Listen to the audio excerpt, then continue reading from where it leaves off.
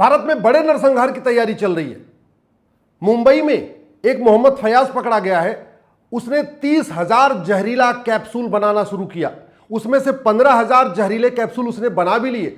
उसमें उसने zinc phosphide डाला जो चूहा, जिससे चूहा मारा जाता है, और उसने 15,000 गोलियां मुहर्रम के दौरान लोगों में बांट दिया। लोग उल्टी दस्त शुरू हो गई, लोग गंभीर रूप से बीमार हो गए, हॉस्पिटल में एडमिट कराया गया। फिर पुलिस समझ में आया कि नहीं, कुछ मामला गड़बड़ है। और ये जो मोहम्मद फयाज है, ये कोई अनपढ़ अनाड़ी नहीं है, ये कोई सामान्य रूप से भटका हुआ नहीं है। पेंट कारोबारी है, उसकी पेंट की अपनी फैक्ट्री है, बीबीए किया हुआ है, पढ़ा लिखा है, विदेश यात्रा कर चुका है, ईरान की कई बार यात्रा कर चुका है। उसकी माँ, उसकी बहन ईरान में ही रहती है। तो आप ये भी नहीं कह सकते कि कोई गांव का भटका हुआ व्यक्ति है। इसके पहले गुजरात में एक पूरा सिंडिकेट पकड़ा गया था जो पानी की टंकी में जहर मिला के लोगों को मारने की तैयारी कर रहे थे।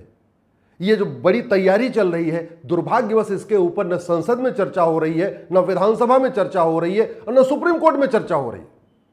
और ये मूल रूप से इसलिए हो रही है क्योंकि ना हमने गुलामी की शिक्षा बदला, ना हमने गुलामी की न्याय व्यवस्था बदला, ना हमारे यहां शिक्षा में संस्कार है, ना कानून का खौफ है। इसीलिए कभी पानी की टंकी में जहर मिलाने की साजिश की जाती है, और कभी इस तरीके से कैप्सूल बांट बांट के लोगों का नरसंहार की तैयारी चलती रहती है। मैं सरकार से हाथ जोड़ के निवेदन कर रहा हूं, सभी सांसदों विधायकों से हाथ जोड़ के निवेदन कर रहा हूं, ये माइनॉरिटी मेजॉरिटी का खेल खत्म करिए, ये मुगलों का मदरसा बंद करिए, अंग्रेजों का कॉन्वेंट मॉन्टेसरी बंद करिए, और जो हमारी गुरुकुल वैदिक शिक्षा व्यवस्था थी उसको कम से कम 10वीं तक लागू करिए। One nation one education board लागू करिए, वन नेशन वन सिलेबस लागू करिए, वन नेशन वन करिकुलम लागू करिए। उत्तर से दक्षिण, पूरब से पश्चिम तक 10वीं तक जब सभी बच्चों की एक किताब होगी तब उनकी सही सोच पैदा होगी। और यह तभी हो सकता है जब हमारी गुरुकुल वैदिक शिक्षा व्यवस्था लागू किया जाए। नहीं तो विनाश कम हो रहा है, विनाश तेजी के साथ हो रहा है। डेमोग्राफी बहुत तेजी के साथ बदल रही है, और जिस तेजी के साथ डेमोग्राफी बदल रही है, अगर इसको नहीं रोका गया तो 20 से 25 साल के बाद न भारत का संविधान बचेगा, न भारत में सेकुलरिज्म बचेगा, न भारत में लोकतंत्र बचेगा, न गंगा जमुनी तहजीब बचेगी, न ये भाईचारा बचेगा। अगर जिस तरीके से ये जहर घोला जा रहा है और ये मामला आगे बढ़ता जा रहा है, अगर हमने कानून का खौफ नहीं पैदा किया, कुछ नहीं बचने वाला है।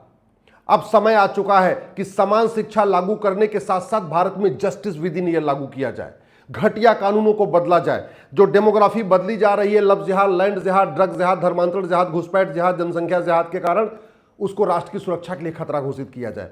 भारत में डेमोग्राफी बदली जा रही है, लव जिहाद, लैंड जिहाद, ड्रग्स जिहाद, घुसपैठ जिहाद, धर्मांतरण जिहाद, जनसंख्या जिहाद के कारण इसको अनलॉफुल एक्टिविटी डिक्लेयर किया जाए। ये जो भारत की बीएनएस है इसको बदला जाए, इसमें एक नया चैप्टर जोड़ा जाए, ऑफेंस रिलेटिंग टू लव जिहाद, एक चैप्टर जोड़ा जाए ऑफेंस रिलेटिंग टू कन्वर्जन, एक चैप्टर जोड़ा जाए ऑफेंस रिलेटिंग टू इन्फिल्ट्रेशन, और एक चैप्टर जोड़ा जाए offence relating to drug smuggling. अब समय आ चुका है ये भारत की साक्ष्य संहिता में narco polygraph brain mapping test mandatory कर दिया जाए। अब समय आ चुका है जो लोग भारत के खिलाफ साजिश करते हैं उनकी सिटीजनशिप खत्म करने के लिए सिटीजनशिप एक्ट में बदलाव किया जाए। याद रखिए, चीन सुरक्षित है क्योंकि उसके नियम कानून अच्छे हैं। जापान सुरक्षित है क्योंकि वहां पर शिक्षा में संस्कार है और कानून का खौफ है। सिंगापुर सुरक्षित है क्योंकि उसने शिक्षा व्यवस्था को बदला और दंड व्यवस्था को बदला। हमने कुछ नहीं बदला है। नतीजा ये डे बाय डे हमारी डेमोग्राफी बदल रही है, और जिस तेजी के साथ ये जहर घोला जा रहा है, आए दिन मिल रहा है। कभी पानी की टंकी में जहर मिलाने की कोशिश, कभी जहरीला कैप्सूल बांटने की कोशिश। भारत में गृह युद्ध की बहुत बड़ी तैयारी चल रही है, भारत में नरसंहार की बहुत बड़ी तैयारी चल रही है, और ये तभी रुकेगा जब शिक्षा में संस्कार होगा, कानून का खौफ होगा। जो लोग इस तरीके से देश के खिलाफ साजिश करते हैं, इनकी 100% प्रॉपर्टी जब्त होगी, इनकी सिटीजनशिप खत्म होगी, और साल भर के अंदर इनको फांसी होगी, तब जाके कानून का खौफ पैदा होगा। अरब, दुबई, कुवैत, बहरीन में ऐसी साजिश नहीं होती है, चीन, जापान, सिंगापुर में ऐसी साजिश नहीं होती है, लेकिन भारत में आए दिन भारत को बर्बाद करने की साजिश चल रही है, क्योंकि साजिशकर्ताओं को फांसी की सजा नहीं होती, साल भर के अंदर सजा नहीं होती, इसलिए उनके अंदर कोई खौफ नहीं पैदा हो रहा है।